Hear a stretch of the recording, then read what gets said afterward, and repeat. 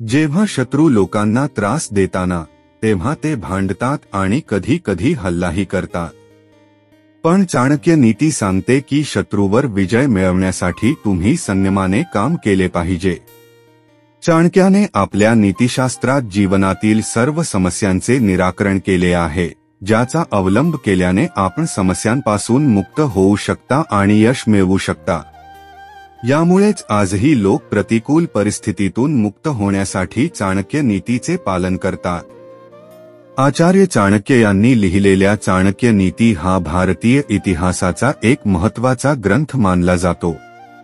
चाणक्य विष्णुगुप्त किंवा कौटिल्य या नावानेही प्रसिद्ध आहे। चाणक्याने लिहिलेले हे नीतिशास्त्र आर्थिक आणि राजकीय विषयांसह जीवनाशी संबंधित अनेक पैलूंमध्ये यश मिळविण्याचे सुचवते। जीवनातील अनेक समस्यांपैकी एक समस्या म्हणजे शत्रू, विशेषतः जे यशस्वी आणि आनंदी जीवन जगतात त्यांच्या आयुष्यात शत्रूंची कमतरता नसते। चाणक्याने आपल्या धोरणात अशा अनेक सूचना दिल्या आहेत, ज्याद्वारे शत्रूंचा पराभव केला जाऊ शकतो। जर शत्रू तुम्हालाही त्रास देत असेल तर तुम्ही चाणक्यनीती अवलंबून तुमच्या शत्रूचा पराभव करू शकता। अनुलोमे बलिनाम प्रतिलोमेन दुर्जन स्वयंभू शत्रुः विनेन ब्लेनवा। या श्लोकात चाणक्य म्हणतात की एखाद्या व्यक्तीला त्याच्या शत्रूबद्दल माहिती असणे खूप महत्त्वाचे आहे।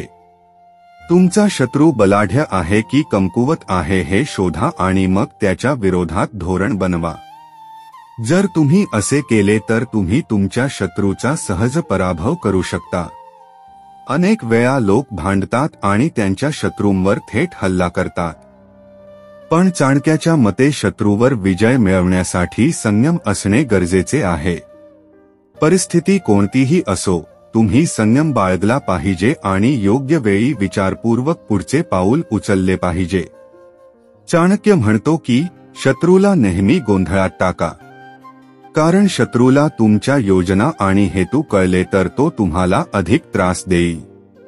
त्यामुळे त्याच्याशी सामान्यपणे वागताना तुमच्या योजना गुप्त ठेवा।